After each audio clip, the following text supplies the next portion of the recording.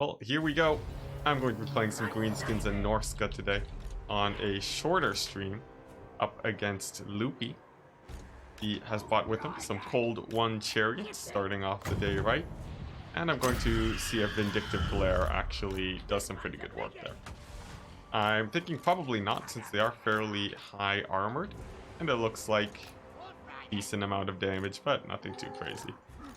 Essentially all I have to do right now is run them out of ammo, as they are pretty hard to actually catch in this case. But their ammunition should eventually run out, and I'll be good to go. It's going to be a lot of skirmishing, so I hope you guys are ready for the long haul, as Loopy has decided not to bring too many forces of infantry here, which is expected. Given his playstyle, he does like to kite, and we'll see if I can trade my skirmishers out for all these Scourge Runner chariots. If I do manage to do that, then it will definitely be worth it, but that is definitely no guarantee. You may be able to trade upwards here, but so far I've done some pretty nice damage. The Ravagers of Ricard have taken quite a few hits, and one of them is even nearly on the verge of breaking off. The big play that I'm trying to make right now is using my Lord to use Gorkle Fix-It onto the forces of those chariots. And then, yeah, slow them down, charge them with my cavalry, and then I'll be good to go. It sort of prevents Loopy from getting too close to my infantry lines because of that threat. And there we go, we're already down to half ammunition for the forces of these chariots. There's a War Hydra that I'll have to worry about though, so I'll definitely be keeping a close eye on that. And as for the cavalry of Loopy, I can pretty easily screen them away with my infantry. In fact, I have such an infantry advantage that as soon as the chariots are down, I think I should be good to go. Still, I want to keep my goblin skirmishers alive as best as possible, since I definitely need these skirmishers to win me the late game. They're high ammunition and loads of damage, will do really good at kiting out all this melee cavalry. I should be good to go. And speaking of melee cavalry, I believe Loopy has no stealth units either. I say this because if you count his actual troops, you can see the Dread Spears already count up to 460 troops. So if my math is correct, there shouldn't be any stealth units, and I should be feeling pretty safe here. Now another Vindictive Glare is up. I can hit the ROR Scourge Runner chariot, and for all the cavalry on the flanks here, I can push them back using my skirmishers pretty easily. Be no problem at all. And it looks like the Scourge Runners are starting to hit my Lord, getting in some pretty good damage, and I'll definitely want to pull away from that. My skirmishers, we definitely don't want them to get caught up by Slaanesha's Harvesters. Just pulling them back to safety where I can, while using my artillery to punish all the cavalry for Loopy. There's a War Hydra coming in hot though. It has no infantry support, so I should be able to catch it out with my Savage Orcs. But you never know, things could go pretty terribly here. I dive in from the Dark Riders onto my artillery, and some AoEs coming down on my Fanatics, but nothing too crazy. Nothing especially worrisome that I really have to be afraid of. I guess I'll hit Malekith with the Vindictive Glare just to see how much damage it does. But he's pretty high armored, I feel like he won't take too much. It's some pretty nice poke though. And now Loopy advancing, looking like he wants to get a Soul Stealer. I'm going to deny that, and instead try to spread out my troops as best as possible. I'll surround the Hydra, and the Soul Stealer does come down. Hits up a lot of my skirmishers, which is a good call for Loopy. And a nice engagement on the flank. It's actually going to be punishing my skirmishers a little bit, which is a little bit scary, as, like I said, I definitely need those skirmishers. So a good dive in on Loopy, but now I may be able to take a pretty nice lead here. His infantry is pretty far away. The skirmish phase is now over, and I still have a lot of infantry. As for Malekith, going to be getting They Need Stabbing on him. There we go. I'll hit him with the Don't Even Try It. And that will buy me 15 seconds of glorious no Soul Stealer zone. That'll be very important while I actually kill him here. And even if he does get a Soul Stealer, he'll be taking a ton of damage, and he should be going down in just about a second. There we go, Malekith now routed. I feel like if he had Soul Stealer there, things could have been pretty bad, but now, given the current situation, it seems like I should be in the clear. Malekith, he's going to be having a really hard time. The War Hydra does barely manage to get a breath attack. It's a good thing I was actually keeping it in melee earlier, but now, game is essentially done. Malekith going to be finished off. Some fanatics here that I'll just throw onto these spears, and hordes of Dark Elf infantry are really no worry at all for the forces of the Greenskin. As Dark Elf infantry is, well, at least this infantry is fairly non-elite, just a few spears, so absolutely nothing to worry about. And there we go, Malekith is now down. Very unfortunate fate for him. Just getting caught out by my troops and surrounded in Boar Cavalry is basically all I needed to do.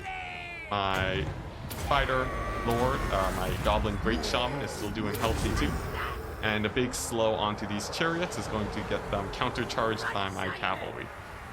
My Boar Boys are very effective versus chariots, and should be army losses in just a second. So there we go. Hydra is now routed. The spears, although still at full HP, can't really carry since I took way too little damage that game from the Scourge Runner chariots. Pretty clean. Not bad. Let's see, I need to record. Match up, so just give me a quick second and then we can dive into these damage values.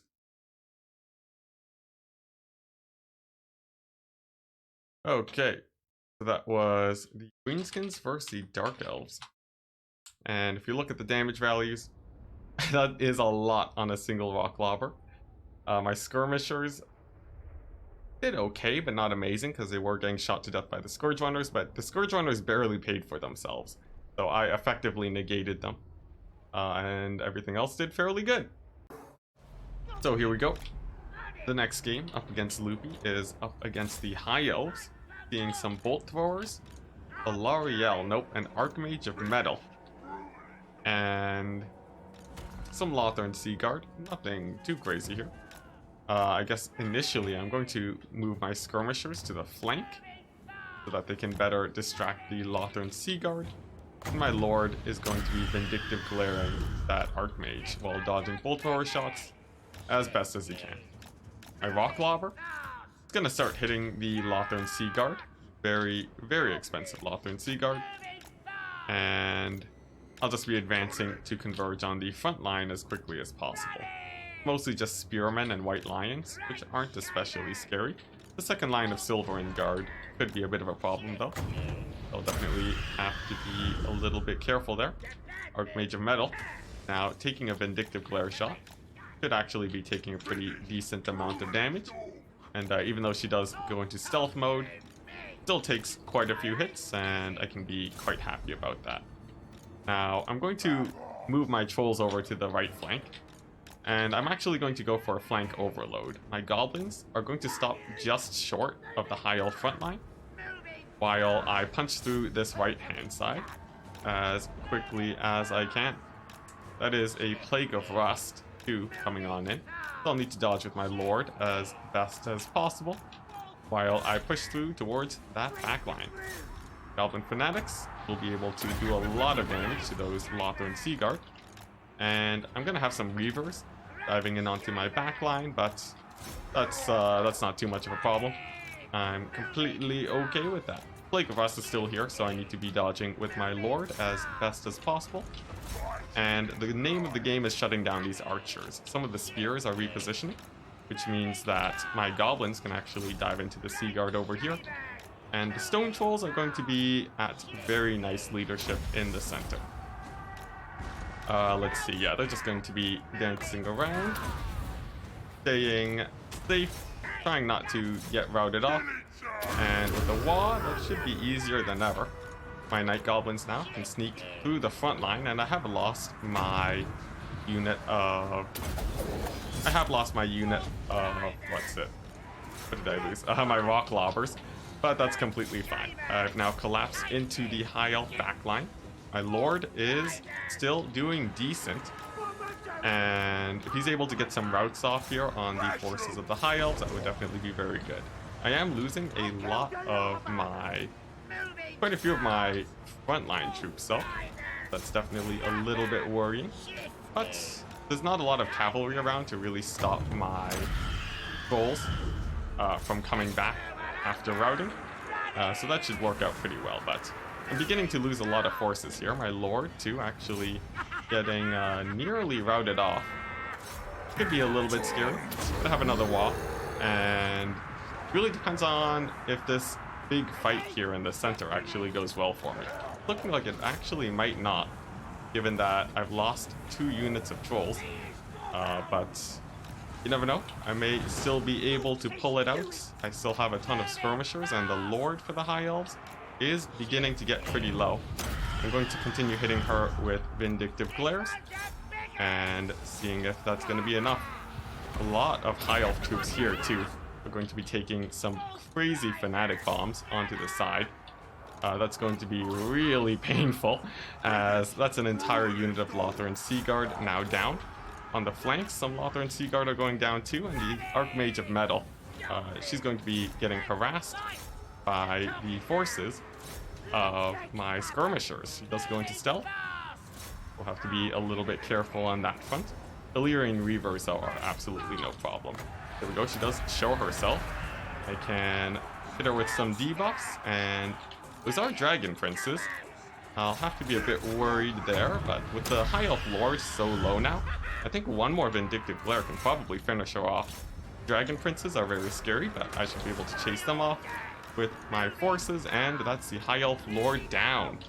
My Lord, though, is also routing, getting chased off by some Dragon Princes. I'll be sending in a unit of skirmishers to try and save them. And if I'm able to do that, I should be good to go. I've secured a decent advantage having sniped out the High Elf Lord, but things are not over yet. I'm about to lose my Lord, and that's going to be a huge leadership debuff for my forces. I have mostly goblins left, so things could go pretty badly. Still though, the High Elf Lord is gone. The Dragon Princes are having a hard time chasing my Lord, and it's actually going to be a little while before he dies off. I even have my Rock Lobbers back too, and that's going to be pretty devastating for the High Elves. As for my Goblin Skirmishers, I'm going to be pulling them into a safer position so that they can launch their Fanatics. And I'm looking for Silverin to actually be hitting here, but it doesn't look like there are any. So instead, I'll just hit these Rogue Spearmen, like so. That should be able to deal with them. And as for these Dragon Princes, it looks like they will get taken down by a couple Black Orcs and my Stone Trolls. My Lord, very nearly off the map, could leave and cause a lot of problems here, but he's definitely taking his time. And given that I still have a few leadership elements, some unbreakable fanatics, and the High Elves are actually breaking off now, I think I should be good. And there we go, the moment of truth. My Lord is now off the map. But have I secured enough of an advantage to win the game? I think I have, because the Dragon Princes are now down and routing off the map. I can pretty easily chase them off. I have goblins on every archer unit I could possibly place them on. And I have even my Rock Lobber back, ruining the days of all these High Elf troops lobbing up on my heroes. So it looks like it's been a very close game, but I did just barely manage to pull through. The Bolt Throwers were very scary coming in from Loopy, and the Dragon Princes were probably the scariest element that I had to deal with. Early on, they did get some pretty devastating charges against my trolls, and that's what was really causing problems for me for most of the game. But as soon as the Dragon Princes were gone and the leadership for the High Elves fallen, I was in a pretty good position. So it's just closing out the game now. I have my stone trolls shattering off the side of the map at the mere sight of the High Elf forces. Who would have guessed? That's actually pretty bad, but I still have some skirmishers left. But they're breaking too. Okay, so interesting. This is going to be pretty spicy actually, because I am rapidly running out of troops. However, I do have my skirmishers, my goblin fanatics, and I have a rock lobber that can actually rout off these white lions. A few goblin skirmishers too, and a goblin big boss.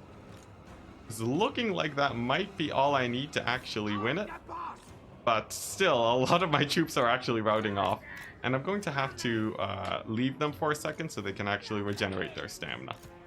The rock lobber will be finishing whatever it can, and I still have my goblin skirmishers, so that should be we should be fine. But geez, a really close game. In the meantime, while I close this out, since I think I still managed to win it, thank you very much for JG1 for 2 tier 1 subs. Actually, no, just 1 tier 1 sub. But thank you very much. I'll get into that as soon as this game is done. Now, yeah, essentially, all I have left are my unbreakable fanatics, some skirmishers, and my artillery. Of course, I have some heroes left, but their leadership is it's all sorts of wrong right now. So I don't think they'll be able to do much. As for these wolf riders, they don't do a ton of damage to spears, but they do a lot of damage to leadership. So I'm going to be using them to charge the high elf troops in the back, and hopefully breaking their leadership. I'll be using these goblin fanatics to do so. And you know what? I'll even hit them with some rocks, just to really end the fight. It's a huge leadership debuff, getting hit by the Hammer of Gork, as it is an artillery piece. And as those rocks come in, spears should be routing off. And a final charge of my goblins going to be routing off the rest of the forces. Oh boy. Oh boy, alright. So yeah, like I said, the Dragon Princes were the biggest problem for me. They routed off both of my stone trolls, which is a big misplay on my part. But I got huge fanatic bombs. This single goblin unit getting 1900 damage value. If you can actually release all 3 fanatics, it's absolutely insane how good this unit is. As for the skirmishers, they did okay. And actually, geez, this one did amazing, coming in with 1500. You can definitely see which troops in the Greenskin roster are pretty good. These 2 units specifically. Rock Lobber didn't do too much, and my Lord essentially just had to survive and live for as long as possible. And that's what he did, and it worked out. Oh, for the forces of myself, playing as Norsca up against Greenskins, I'm bringing a little bit of a strange build, requested by the viewers to go for a ranged, heavy, wolf-based skirmish build. And we'll see if I'm able to actually pull out a win against the Greenskins here. I have tons of javelins, which is great against the Arachnarok Spider. Final Transmutation, which should be able to do good too. Wulfric on a chariot, kill off any infantry, and if I can get him into a blob and hit him with the Final Transmutation, I should be fine. My mobile units are going to be trying to surround and pick off these forces, especially the archers, since the archers can get a lot of damage on my troops. I'll have to be wary about those. There are some nasty skulkers too along the flanks that I'll have to be a bit wary of. And Grimgor. What an absolute mad lad, just charging straight towards Wulfric as quickly as possible. I think I'm just going to try gooning him out. And I'm just killing him with javelins, essentially. I don't want to get in a straight up fight against him. He is even harder to kill than Sigvald. Or not harder to kill, but he is more threatening than Sigvald. So actually making sure that I avoid engagements with him is going to be pretty important. The River Troll Hag too with her slows that I'll need to be careful of. And here we go. It's going to be the big engagement. The Arachnarok Queen now diving in. I'm going to throw down a final transmutation on top of her to try and take her down as quickly as possible. If I can kill off the Arachnarok Queen, that would be a huge lead in my... yeah, that would be a really nice lead. As long as I'm actually able to take it out. It is the main source of terror for the Greenskins. And there we go. Arachnarok Queen is now down. So things should be better on the leadership front for me. But as I say that, Wulfric actually does get surrounded by a few orc boar boys. I do have a ton of support that's able to come in, but another hit from Grimgor will actually kill him off. So disengaging with him as quickly as possible is going to be paramount here. In the meantime, he will be buying time for my javelins to get as much damage as they can onto the forces of the Greenskins. I'll do a quick check for a purple sun, and it looks like the Greenskins don't have any AoE, so I'll just be mobbing them up with all of my skin wolves, and it should be a pretty clean win from there. Wulfric, he'll be bouncing between units of archers, and my skin wolves will be too, focusing on chasing off any skirmishers. My caster lord will be pulling back to try and to make sure that he doesn't die to Grimgor. And it looks like I will be losing Wulfric, which is not great. Let's see here. I'm not sure what actually routed him off. Maybe just some archer fire? I'm not exactly sure. But I should be able to save him with my massive amounts of mobility. The wolves will be diving in on the Arachnarok spider and stalling it up, hopefully chasing it off. And when Wulfric is back, then I'll be feeling a lot more comfortable, since things could turn sideways pretty quickly if I'm not careful here. The leadership for Norsca isn't too strong. In fact, it can even be weaker than the leadership of the Greenskins when they lose their lord. So making sure Wulfric stays alive is going to be paramount. Chasing off units will also be very important too, of course, as is with any game against the Greenskins. So I'll just be pulling away some of my wolves to focus on that, and paying close attention to Wulfric to really make sure that he doesn't end up getting killed here. As for my final transmutation lord, we'll have another one in just a second. The plan is I'll be throwing that down on Grimgor, since he is one of the bigger threats in this situation. In fact, I think he's basically the only threat left for the Greenskins. So focusing him down is going to be the plan. And with a little bit more damage, I should be good to go. Goblins are now off. Grimgor is down. Nice. Pretty good. Essentially, it came down to the fact that my javelins were able to continue firing. The Marauder javelins are pretty brutal. I think they might even have anti-large. I'll have to double check that. Let's see. Can't check it right now, but yeah, this was really the main problem for the Greenskins. The fact that the javelins were able to get thousands of points of damage is a bit too much. My mobility micro wasn't especially strong here. A lot of them ended up not trading super effectively, just because there's a lot to micro. The wolves still did okay though, and the near loss of Wulfric was probably how he could have pulled it back. Still, a pretty nice game, and hopefully Chosen One should be ready in just a second. And here we go, up against Chosen One now. I should do this real quick. Let's see, Chosen One. Go. So up against Chosen One as the Greenskins, up against his Bretonia. I've gone for a heavy rush build. It specializes in killing cavalry, since I have so many trolls. I have immune to psychology with Aspect of the Dread Knight, and Foot of Gork with Azag. He'll be hitting any elite cavalry units that he can catch, and those Grail Knights are looking pretty good.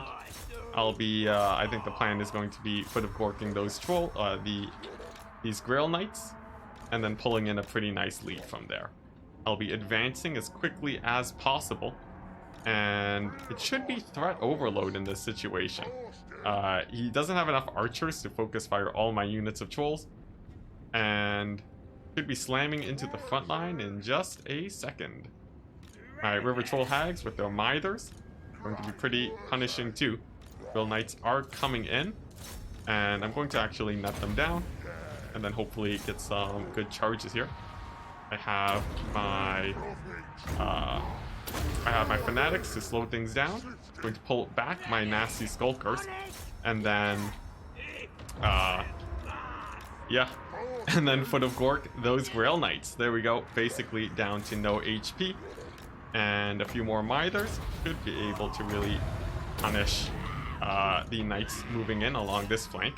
I'll be using Aspect of the Dread Knight to give all my troops terror on this side too, and that should be a lot of damage coming in onto the Bretonnian cavalry. As for their backline, I have completely annihilated it. The archers really haven't been able to get a ton of value, just because I'm able to really continue chasing them down with my front line. The hero squad will be able to kill off a few units of trolls, catching out some stone trolls by the looks of it, but honestly, that shouldn't be enough to really handle the situation, as Bretonnians are now without a backline. Warzag is getting chased off by the double paladin though. He'll be fleeing to the safety of these goblins, and that should be more than enough to actually keep them safe. There are a lot of infantry units here too, and an easy way to deal with that is just getting my Fanatics to hit them up, and that should be a pretty easy situation. Paladins do manage to slip by my goblins though, and we'll be getting in a little bit of damage on Warzag, but a little tiny bit of maneuvering should be able to pull him into a safe enough situation. I'm going to need another Aspect of the Dread Knight just to buff up the leadership of my troops here, and if I manage to get off the Fanatics, that's going to be absolutely devastating in this situation. So throwing that down, seeing how much it does to the cavalry, and it's going to be pretty brutal. I do get a few of my trolls routed off though, which is definitely pretty painful, and things could go south here if I'm not careful. I did manage to catch a lot of the Knights. They've clumped up extremely hard, and a big Brain Burster too is looking like it's going to rout them off. So despite a pretty scary engagement here, I think both sides ended up trading pretty evenly. And with that, that's going to be most of the cavalry gone for Bretonnia. I still have my Fanatics at very high HP. Cavalry hasn't been able to do much to chase off my troops either. And I still have a River Troll Hag at the ready, and one over here too. So I'm feeling fairly confident about my situation this game. Let's see here, I'll throw down an Aspect of the Dread Knight just to terror out most of these troops away. And then Warzag is going to continue fleeing to safety.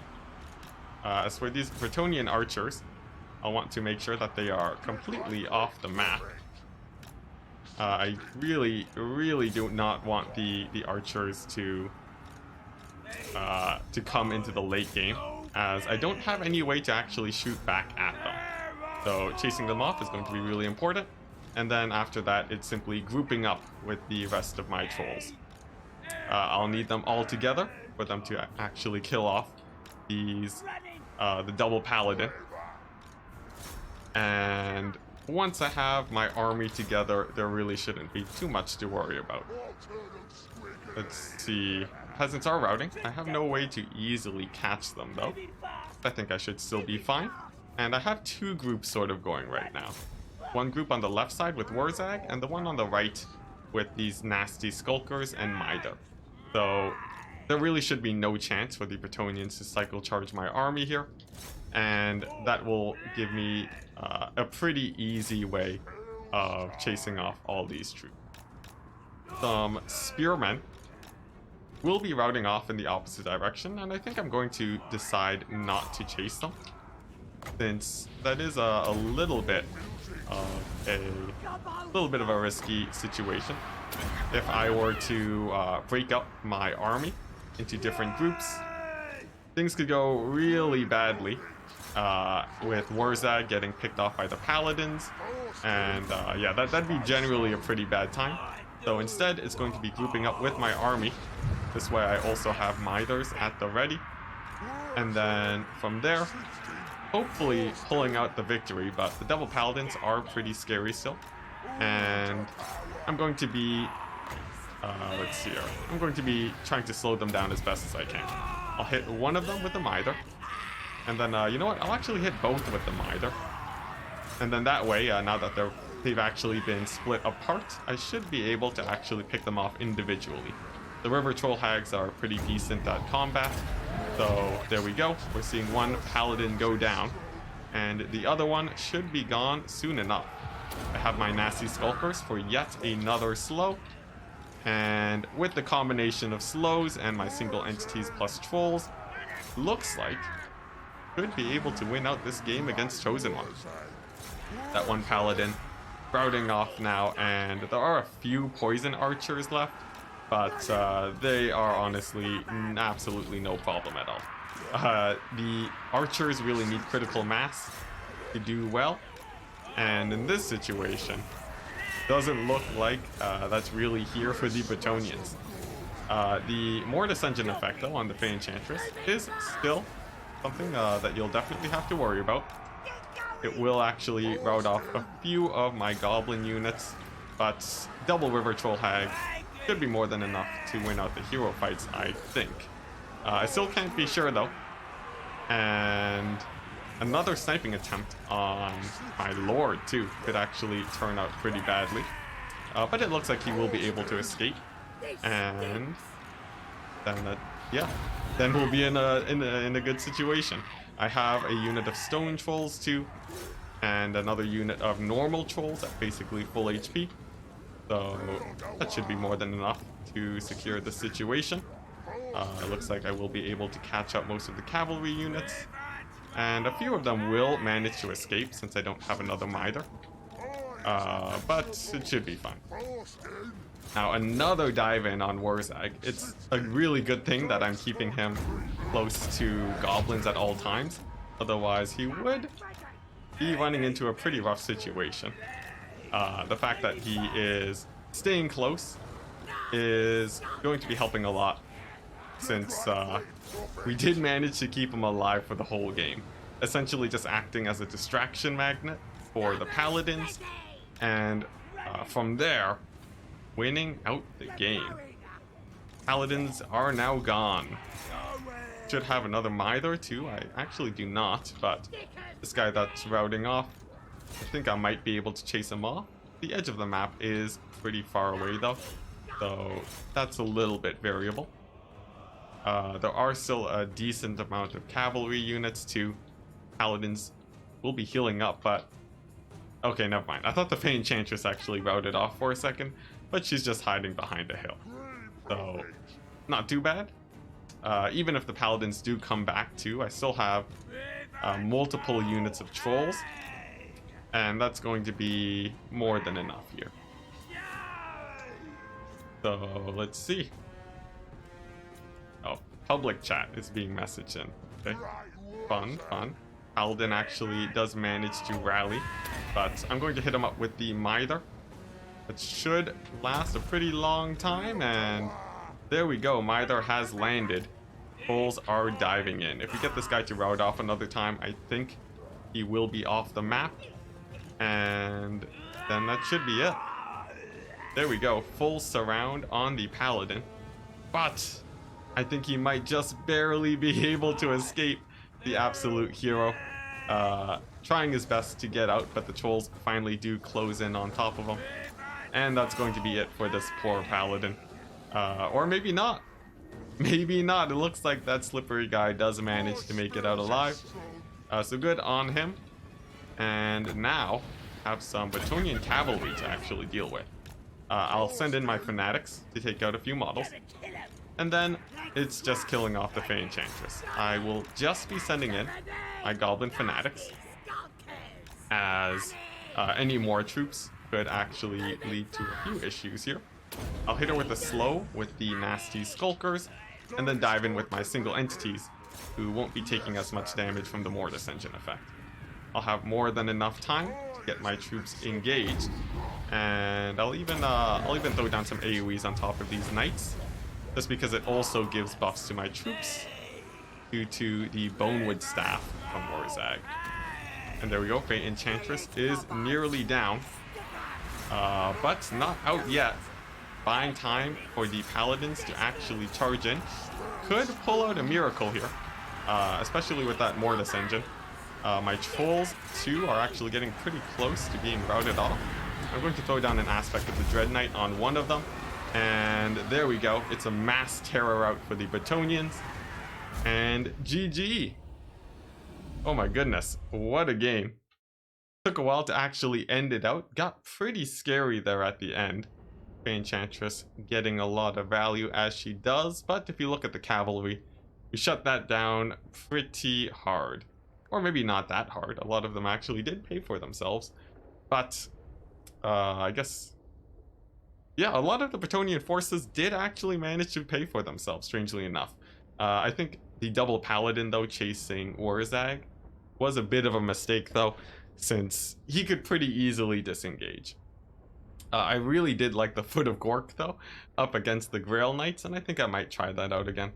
This build did feel pretty fun, and it wasn't too hard to pilot, although I definitely could have microed better.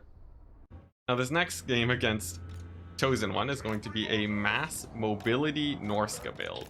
I am rushing in as quickly as I can, routing off the front line, and then overrunning all of his weapon teams. I'll start off the game by dodging some Poison Wind Mortar shots and getting into position for that big engagement. Chosen One is pulling back, but this could actually turn out badly for him, as it does actually put his army in a situation where I can more easily chase it off the map.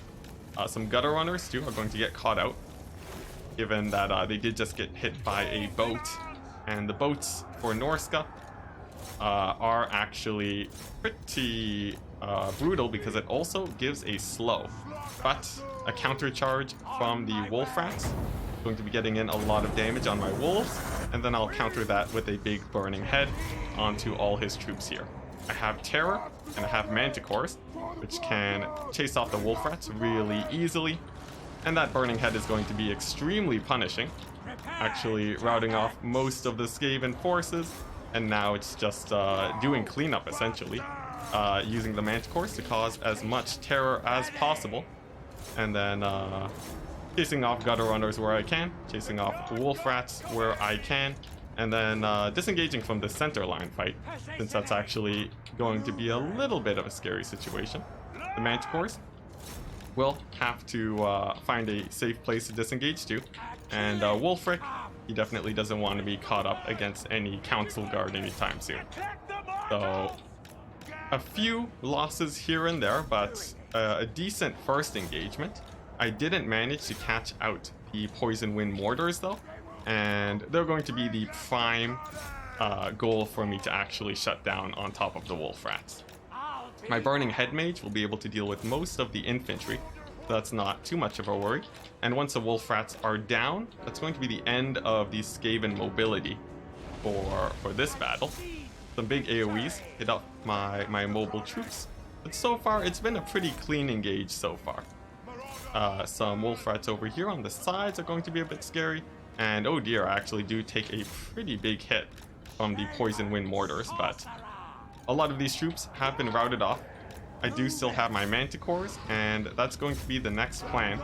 Shutting down the mortars as hard as possible. Will it be possible though? We'll have to see. I'm going to use another Burning Head, and I'm going to hit the Council Guard and the Clan Rats here to start that off. As for the Manticores, they should be able to rout off the mortars, and as soon as they rout, I want to disengage again, since there are a lot of elite troops here. And I definitely don't want to be getting caught out on that front. Looks like the Poison Wind Mortars do actually survive too. And that could be a pretty big problem, actually. The Bell being cast by Chosen One will be pretty rough too, but there we go. I finally routed off the Poison Wind Mortars. I'm going to chase them off to the best of my ability, save the Manticore, and now the game is going to come down to a Fireball Fest. Essentially spamming out as many fireballs as I can, and hopefully winning it out from there, since the Pack Masters, of course, take a lot of damage from fireballs. Wolfric too is in a little bit of a scary situation, actually getting surrounded by Pack Masters. Will have to try to pull away. I'm sending in a few Wolf Rats to go ahead and die for Wolfric, and if he does manage to escape, that should be game, since I can now pull away with my Manticore and then just skirmish with my cavalry to win the game. There are just Brood Horrors left, essentially.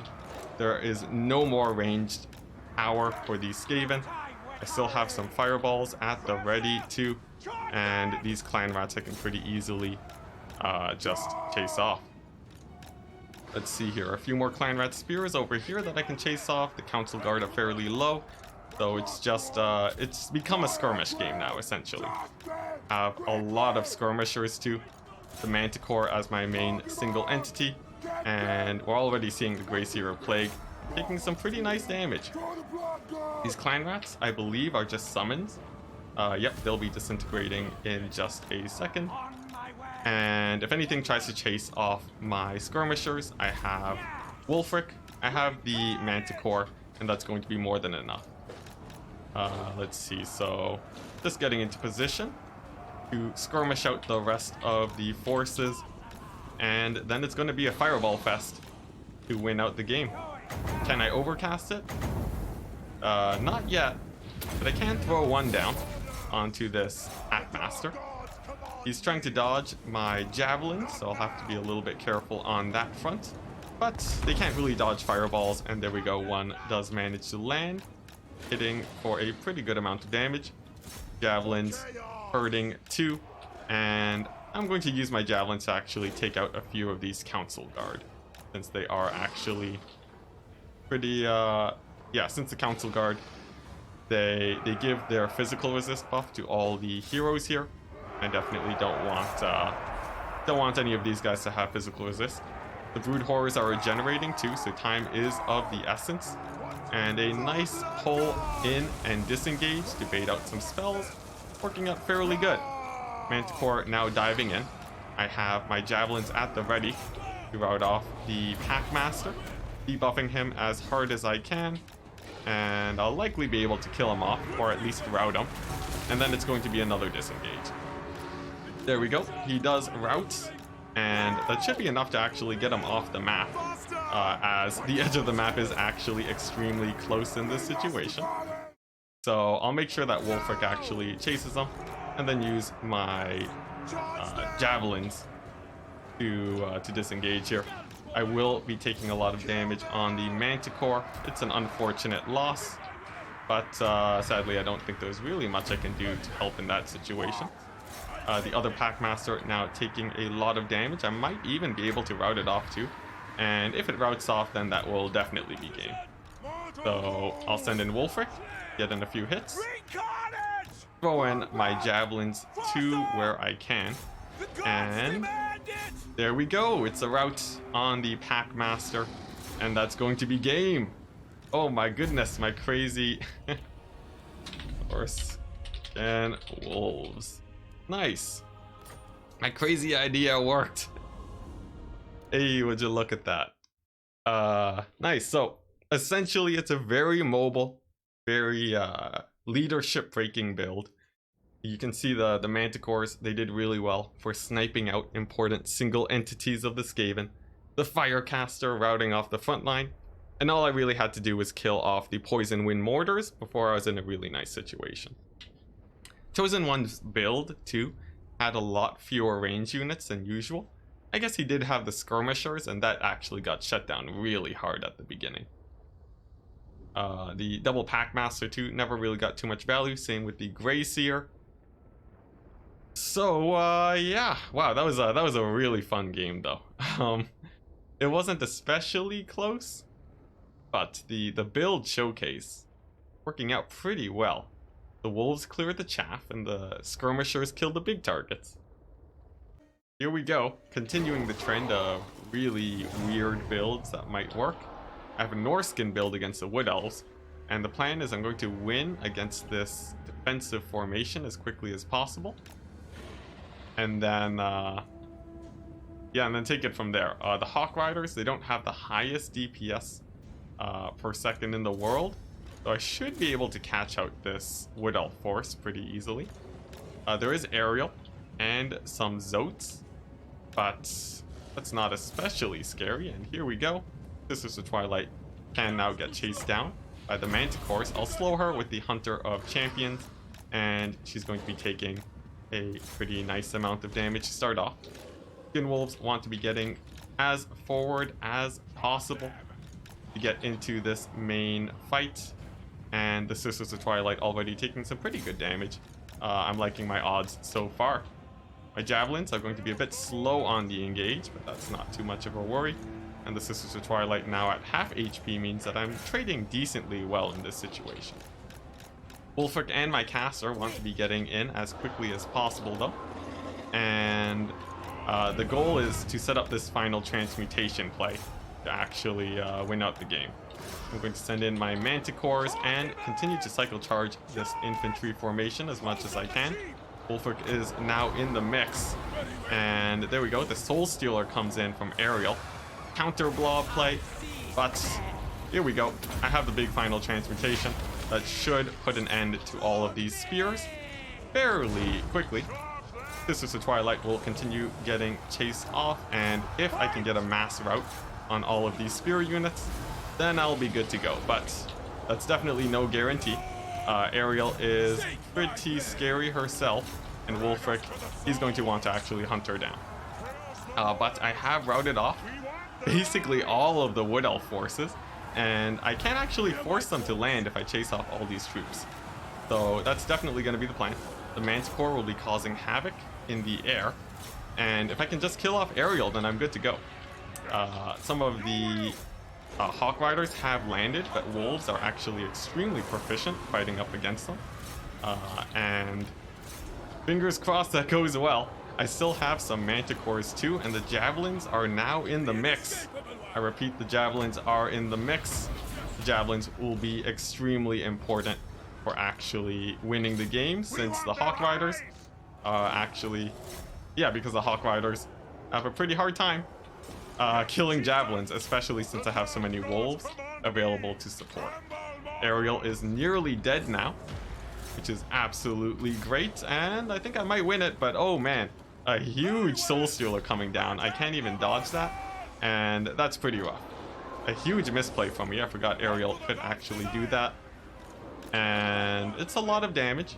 She'll be healing up a ton, but a lot of my troops here, they aren't really multi-entity, so it doesn't actually matter that much. I don't take too much damage, and Aerial should be falling very soon. There's not too many Zotes left either, and although my lords may get sniped out, the ammunition is starting to run low for the Wood Elves. And oh my gosh, it pushed them into army losses. Oh my gosh, look at that. Jeez, what just happened? Oh my gosh, they lost their entire air force. What was that game? How did I win that? Oh my gosh. Oh my gosh, crazy. Norsca versus Wood Elves.